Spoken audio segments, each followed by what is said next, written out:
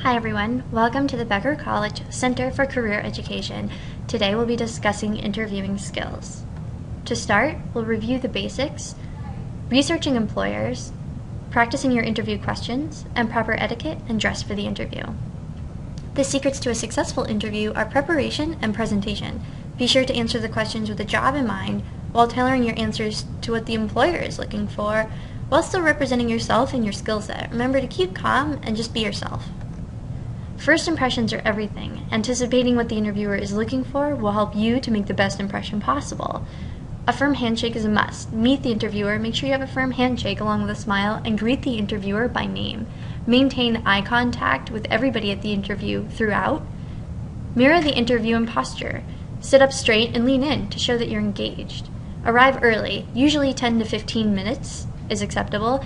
Being late says you're not responsible or that you're not that interested. If you're early, you're on time. If you're on time, you're late. And of course, dress appropriately. Typically, dressing for 2 positions higher than the one you're interviewing for will prove your desire to impress. Remember to dress to impress. The preparation process begins with knowing yourself. Defining your functional skills, personal attributes, work values, and future goals will bring a focus to your presentation. Remember, if you don't really know the product that well, selling it will be difficult. Gather information about the prospective employer. Employers consider company research a reflection of your interest and enthusiasm. The information helps you to also determine whether or not a company will meet your needs. How do I research the company? Google is a great place to start. You can look for professional and trade magazines that might be online, the company's social media sites, or even LinkedIn profiles of current employees. This will show you what else is going on at the company. Another useful tool will be the company website. Here you'll find annual reports, press and media kits, the mission and vision of the company, corporate directories or resources that describe working environments. Knowing the working environment that you potentially will be going into will help you during your interview while you're answering the questions that are tailored to what the employer is asking. And of course, organizational philosophies or things like financial productivity. Many of these things will be available on the company website. The preparation process. Essentially, the employer wants to know, do you have the necessary skills for the job? Do you know the primary responsibilities for the job? Will you want to do the job? Will you go above and beyond? And finally, will you be a good fit at this company? The interview questions will generally concern your resume, your knowledge of the employer or the industry, your skills, strengths, and abilities, and your career goals. Where do you want to end up? Successfully answering these questions depends on your practice, essentially. Did you practice what you want to say so that when these questions come to you, it's not a surprise and you really have something in mind of what you're going to say? Typically, you'll be asked broad or open-ended questions that allow you to elaborate on your qualifications. Oftentimes, interviewers will start out with, "Tell me about yourself." We're going to take a few moments to watch a video about 6 pitches of the 21st century. This might help you in forming your elevator pitch to quickly describe who you are, where you're coming from, and what you have to offer.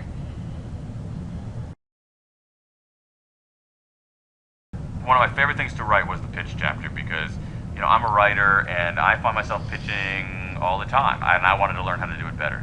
I identified 6 new pitches for the 21st century. So the Pixar pitch is modeled on the narrative structure of Pixar films, and a story artist for Pixar named Emma Coates essentially revealed the source code of this. Once upon a time, every day, one day, because of that, until finally, blank. Just fill in those blanks, and it ends up being powerful. We don't see the world only as a set of logical propositions. We see it as a set of episodes, and by enlisting the power of story in a pitch, which is something we don't do that much, it ends up being a very, very effective way to get your message across. Email is pitch. Get over it. An email is a pitch. It's a plea for attention. It's a plea to engage. Effective email subject lines fall into 2 categories. They have to be either the category of utility, they're very useful to people, or curiosity. They pique people's curiosity. Anything in between, anything that combines the 2, doesn't work very well. Obama did this very well in the campaign. He sent out a lot of emails, but the most popular email, the subject line was, "Hey." One of my favorite things to write was the pitch chapter because I'm a writer, and I find myself pitching all the time, and I wanted to learn how to do it better. I identified 6 new pitches for the 21st century. The rhyming pitch. Seems kind of cheesy. So the Pixar pitch is modeled on the narrative structure of Pixar films, and a story artist for Pixar named Emma Coates essentially revealed the source code of this. Once upon a time, every day, one day, because of that, until finally, blank. Just fill in those blanks, and it ends up being powerful. We don't see the world only as a set of logical propositions. We see it as a set of episodes, and by enlisting the power of story and pitch, which is something we don't do that much, it ends up being a very, very effective way to get your message. What's remarkable now is that email is a pitch. People remember that. Get over it. An email is a pitch. It's a plea for attention. It's a plea to engage. The effective email subject lines fall into 2 categories. So if I either category of utility, they're very useful to people, or curiosity. They pique people's curiosity. Anything in between, anything that doesn't work very well. Obama did this very well in the campaign. He sent out a lot of emails, but the most popular email, the subject line was, "Hey." Instead, he said, "Are you better off now than you were 4 years ago?" Email, and that's more persuasive. That's more likely to move people, because what happens? Some people end up opening those first. Wow, because they're curious. They start thinking about it, and they begin to articulate their own reasons. One of my favorites is the rhyming pitch. Don't you think we should all use more cheesy, but not sleazy? Tweeting is a form of pitching, and there's some evidence showing that rhymes end up increasing what's called processing points. And when people are able to process something more fluently, they absorb it more, they understand it better. There was a trial of O.J. Simpson, former football star, who was accused of murdering his wife and her friend. One of them is they found a glove on the crime scene. So the prosecutor said, "Well, of course it's your glove, try it on," and he can't get the glove on his hand. In the closing statement, the late Johnny Cochran said to the jury, "It turns out that President Obama did a pretty good job of this, because his word in 2012 What's remarkable now is that 18 years later, people remember that. All of the ads, all the public events had that word, forward. Questions are active, statements are somewhat passive. So if I just make an assertion, process, when it works well, you listen, is inherently collaborative. But if I ask you a question, you inevitably have to respond. A great example of this is Ronald Reagan in 1980, where the economy was in the tank, and he could have said, "Your economic condition has deteriorated over the last 48 months." Instead, he said, "Are you better off now than you were 4 years ago?" And that's more persuasive. That's more likely to move people, because what happens? They think, another type of question they start thinking is the about behavioral interview and they begin question. to articulate their own reasons. Starts out with, "Tell me about a time when." Don't you think we should all use to answer, utilize the STAR method: situation, tweeting is a form task, of action, pitching, and and there's some results. evidence showing Describe that the challenge and most set the scene. important thing you can do Discuss what needed to be done. Twitter is What actions did you take, and what even was if the it's outcome? self-promotional. We're going to take a moment to watch a video on how to best answer the behavioral interview question. Really effective too. One of them is the one-word pitch. The idea in the world right now is you want ownership of one word. So when people think of you, they think of that word. When people say that word, they think of you. And actually, it turns out that President Obama did a pretty good job of this, because his word in 2012 was forward. All of the ads, all the public events had that word, forward. And so he was able to distill his message into one word. The pitch process, when it works well, is inherently collaborative. In some ways, pitch isn't quite the same word, because pitch implies, I'm going to throw this to you and you're either going to catch it or not. It's much more interactive. We have to think of pitching not as saying, I'm going to sell you on this right now, but essentially, here's an invitation, an intriguing invitation to have a conversation.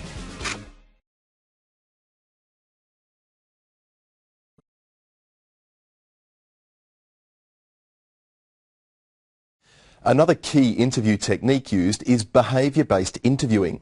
The theory behind this technique is that the best indicator of future behaviour is past behaviour. When an interviewer asks you to describe a situation in which you were involved, they are looking at how you respond using a specific example. Think STAR. The STAR model breaks answers into 3 segments. 1. Description of a situation or task. 2. The action you took. And 3. The final measurable result. It's very important that all aspects of the STAR format are used. It won't help your case at all if you thoroughly describe the situation but forget to indicate the result. Likewise, it's no good explaining how well it turned out if you haven't first given a clear picture of the situation and the role you played in solving the problem.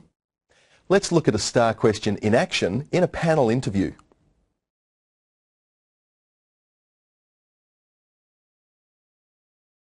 Alex, could you please provide us with an example of a difficult situation or problem that you faced and how you went about resolving that problem and what the outcome was? Whenever difficult things come up, I always manage to get a good end result. That's good to know. Okay, look, can you give us a specific example of a problem you've faced and talk us through how you handled it? Well, whenever we have group assignments to complete at uni, there's always someone who doesn't pick up the slack. And you've always got to make sure that it's all complete, otherwise you don't get a good mark.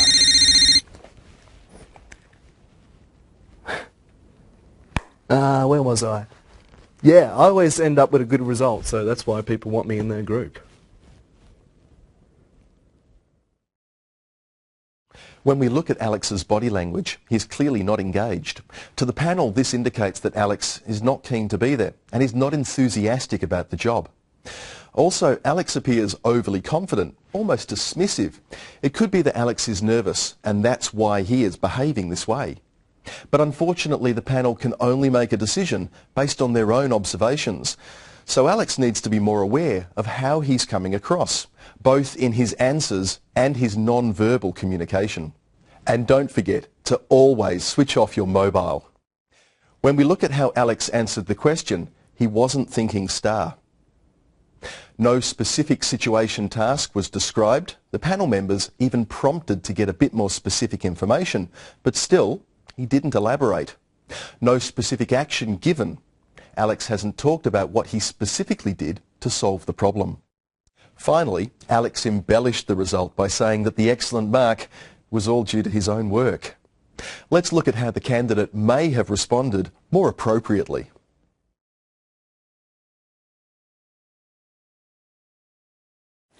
James, could you please provide us with an example of a difficult situation or problem that you faced and how you went about resolving it and what the outcome was? Well, the first one that comes to mind was a situation at university where I was coordinating a group assignment where we had to run a mock company and hand in all the paperwork and financials for the end of the financial year. So what did you find difficult here? Well, since I was the group coordinator, there was a lot riding on me to make it as good as it could possibly be. But there was one person who never showed up to the meetings or contributed to the assignment in any way. So what did you do? Well, the group and I had a meeting to decide how we should go forward with that, and it was decided that I would have a meeting with the person concerned and see what could be done about it. I had the meeting, and they were at once very apologetic for not coming along, but at the same time they explained that they had an awful lot of family issues going on at home, and I was sorry for them, but at the same time I had to be conscious that it wasn't fair to the rest of the group. I can see that would have been a difficult situation for you. What did you do next? Well, I thought long and hard about it. It was a tricky situation, but I eventually decided to have a meeting with that person and the course lecturer. And then what happened? Well, the course lecturer was very understanding. She gave the person an exemption from the assignment and said that they could get the marks back at a later date, which allowed us to reallocate all the different bits and pieces in the assignment out to all the other members of the group. And therefore, we managed to complete everything on time and get everything done. And we did really well for the assignment. We actually got a high distinction. Great. So, when we look back again to our question, we can see that James was really thinking STAR this time. He described a specific situation, talked through the different steps he specifically took to resolve it, and then concluded concisely with the end result. He spoke to each panel member in turn and maintained good eye contact with the group. James's presentation is also much more impressive. So now that and we he know has how to shown sound during an leadership interview, and let's initiative talk about how in we his should look. decision-making process. From his Traditional answer, interview the panel attire has for a clear ladies is picture as of how well follows: a James navy works in a blue, group black, to or solve charcoal issues gray as they skirt arise. suit that hits just above the So, knee, in or summary, the same there are some colors good in a lessons matching to be learned pantsuit. about what does and You can wear doesn't a come light across blue or well white in blouse. an interview Remember, situation. no plunging neck My top lines. 3 do's and don'ts Polished are: navy black or do, blue shoes. do answer no all spiked questions or using the super STAR high technique. heels. Pantyhose Do is a maintain must eye with a skirt contact suit. with all panel Simple members. jewelry, keep it And do be professional, no focused, strong confident perfume and or enthusiastic. facial piercings, Don't. light makeup. Don't be vague with Carry your a professional responses. looking portfolio or pad Don't folio be with too resumes casual, in it overly on resume confident paper. or friendly. Essentially, keep it And professional. don't forget your body language. And the same Be sure to essentially sit up goes for straight, men. don't A fidget, navy and blue, focus on the black, questions charcoal gray, or and dark your brown answers. suit. A conservative tie, black socks, clean shaven, no strong cologne, hair neat, and carry a professional looking portfolio or pad folio with resumes in it, same thing on resume paper.